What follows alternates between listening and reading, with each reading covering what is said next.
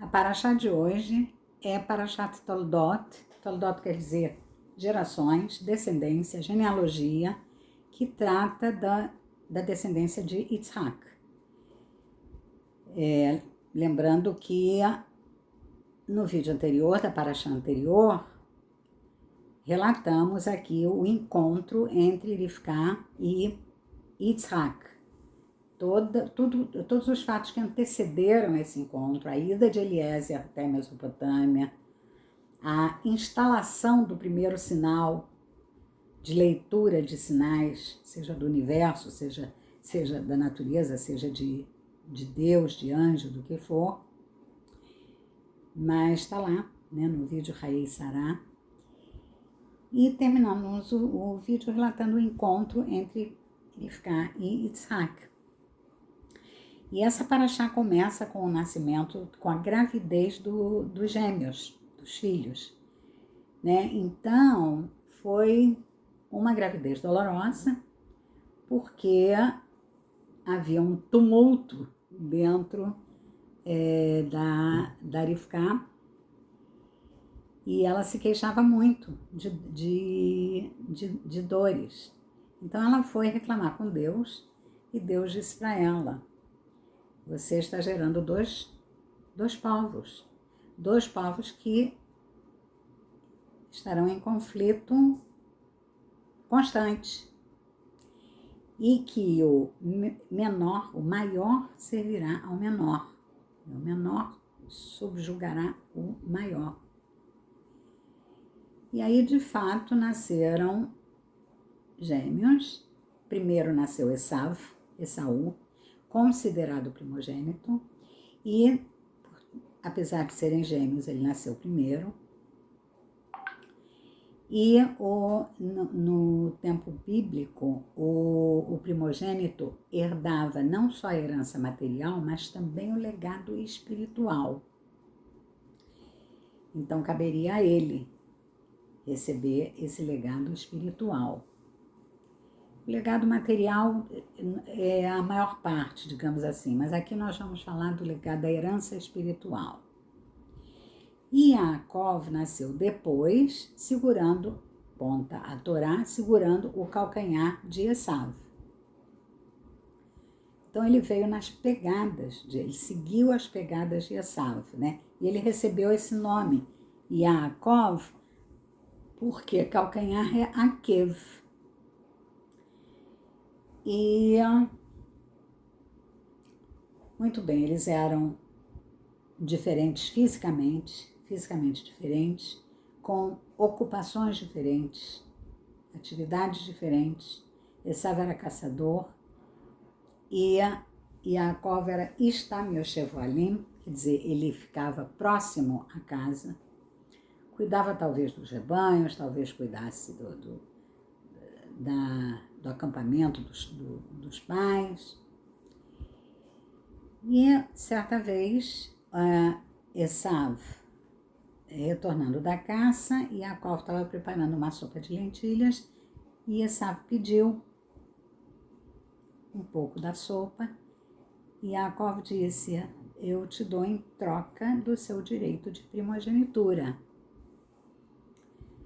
E Esav falou: ok.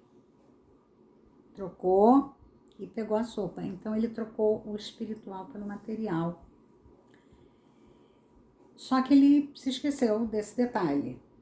Passou, mas Yaakov não percebeu. Talvez essa condição de dar a sopa em troca do direito de primogenitura, talvez tenha sido um teste para ver se de fato Esav era merecedor de receber essa herança espiritual e dar seguimento a ela. E Esav não passou no teste. Só que, já no final da vida do pai de Yitzhak, não enxergava bem, estava bem velho, e havia um costume também no tempo bíblico dos pais, antes da morte, abençoar os filhos com bênçãos diferentes para cada um. Era como se fosse uma profecia, um desígnio. E aí, por orientação de Rivká, por orientação da mãe, Rivká disse para Yaakov: vai, pede a bênção do primogênito para o seu pai. E aí ele foi, e Yitzhak, que não enxergava bem, ele deu a bênção do primogênito para Yaakov.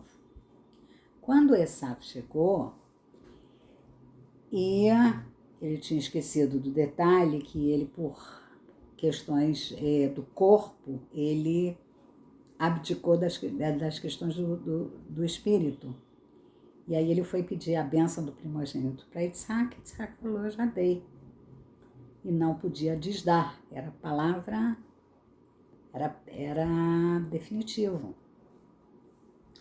Aí Yitzhak chorou muito e falou: pai, mas me dá alguma bênção, me dá uma bênção. Aí o pai deu também uma bênção para ele diferente, né? E que foi também, de certa forma, foi benéfica, profética, de pai para filho, mas não foi a bênção da primogenitura.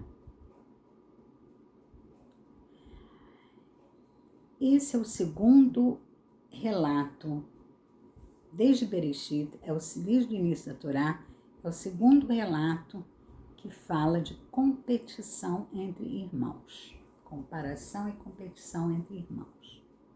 O primeiro foi Caim e Abel. E aqui nós temos Esav e Yaakov. E Caim era o mais velho também. Caim, que matou Abel, era mais velho também. E assim como Esav. Isso que eu vou dizer não é uma unanimidade. É uma possibilidade luriânica, da Cabala luriânica. A Cabala luriânica é essa que eu sigo.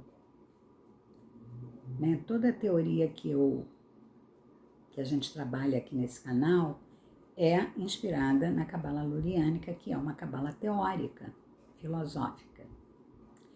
Então, pela Cabala luriânica, existe uma analogia, um paralelo interessante entre esses irmãos, entre Esaú e Jacó, remetendo a Caim e Abel. Quais são as possibilidades? Uma possibilidade é de ser reencarnação. Esaú ser reencarnação de Caim e Yaakov ser a reencarnação de Hevel, de Abel. Existe a possibilidade também de não ser reencarnação, mas ser da mesma raiz de alma. Esaú tinha a mesma raiz de alma de Caim e Yaakov tinha a mesma raiz de alma de Abel. E isso, diz o Lúria, essas raízes de alma continuam, continuam. As raízes de alma de Caim e Abel continuam. Estamos observando no mundo uma polaridade.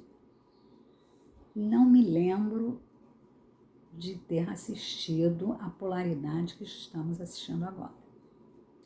Polaridade política, polaridade religiosa, mais política, né? Mas aí implica que as religiões se colocam também nessa polaridade de um ou de outro lado.